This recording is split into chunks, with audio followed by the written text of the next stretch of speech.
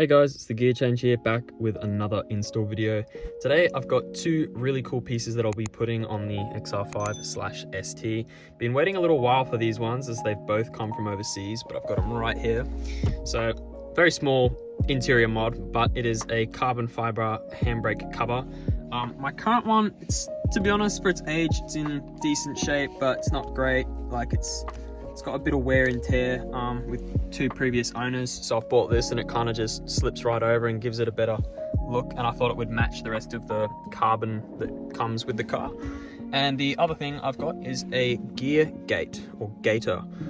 Goes around here, so it's leather and it's got blue stitching, which I thought would look cool to obviously match the rest of the car. So yeah, I guess I'll start with the handbrake cover and then we'll have a go at putting this one in. Alright, so we're going to start with the easiest one first, which is the carbon fiber handbrake cover. Basically just put it on, line it up where it needs to go, and you pull right back until it gets on. Oh, sorry for the crappy camera angle, just trying to put it on. And that's basically it there. It's pretty much as straight as I could get it. Might be able to pull it back a little bit more, but that's it there. I think it looks far better than the chrome in the car. I like a little bit of chrome, but I don't want it to be excessive. Like, I've kept the chrome rings here and on the outside of the car for the fog lights and around this, but I didn't want to have chrome on the handbrake. I thought it looked a lot nicer like this, and you can still feel like the ridges underneath when you're putting the car up or down with the handbrake, so I think it looks great. Okay, so just like the short shifter, the easiest way to get this out is to chuck it into third. Doesn't look like it's going very far. That's because I got the short shift kit in, so it kind of doesn't go too far. But you basically pick a corner, whether you want to go here, either go bottom right or top left, and I kind of just get my fingers in and around, and you can feel where the clips start to pull like that. So I've just unclipped it there, and I can get my fingers up and in, and then get the rest of it out like that. Oh. This, but yeah, so you basically just carefully spin it off as you did with the short shift. Actually, I'm not turning it too much.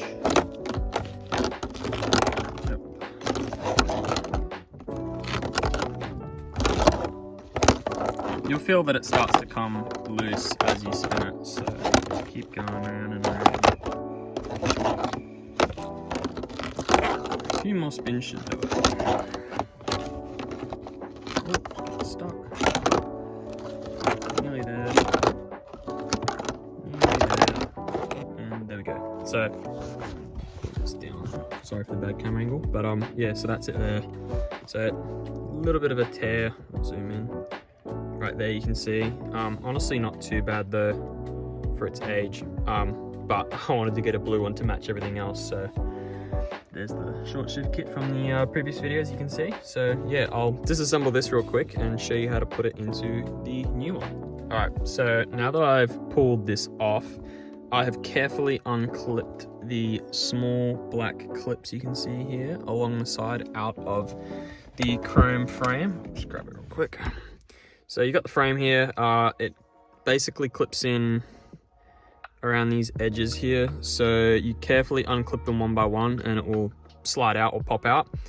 You've basically just got to get the new gear gaiter, make sure it's lined up correctly, and then pop the clips in here. So I'll see if I can do that now and film a little bit of how I'm popping each one of them in. Right, so I've got the original frame and I put it in. I went for the wider side at the very back and I basically just worked my way around with each one of these tabs. So as you can see here, I've clipped each one of them around and it pops it into frame. So it's basically a replica of the original one with all the, so focus up, with the tabs that this one has here. So zoom it again and focus. So it's got all these little clips or tabs, so it replicates that. So it basically is like an OEM fit and slots right in there. So now I've just got to get the actual gear knob and transfer it over to this one. Okay, so one of the more difficult things I've done so far is getting the ring off the bottom of the gear knob. this is the factory gear knob here with obviously the chrome surround, and it comes with this black piece here. So it helps it kind of lock into place here at the front. So it's got these individual sort of clips, I guess you could call them. You can kind of see them there, that they kind of clip in. So you got to get like a small screwdriver and just kind of pry them back one by one. I also used a big flathead when I did the first major one near the actual clip, just so I could get some leverage. So I did that to start with, and then I just got the smaller flathead or flat blade screwdriver and kind of worked my way around until it popped off, so I can then put it on the new one. So I'll show you guys how to do that right now. So here is the gear knob in the new leather carbon fiber style with the blue stitching gear gaiter. You basically slip the original gear knob through, and you'll see the two tabs. You kind of basically pull the leather back enough where you can slip the ring on, and it will clip into place, as you can see here. It's a little bit off-centered, but it's clipped in. And then you basically just put the new one back on. So I'll screw this on and I'll show you guys the finished product. And there we have it, two new small interior changes. I honestly love the look of this. I've always wanted blue stitching and just like something a bit nicer than the stock leather, so I'm stoked with that. And the handbrake cover, I think, just makes the car look so much cooler and newer, and it suits all the rest of the other carbons. So I hope you guys enjoyed, and I hope this helps some of you out with the installs, because I got a little bit lost with how to do this gear knob thing myself, but figured it out. So yeah, I'll catch you guys in the next one. Thanks for watching.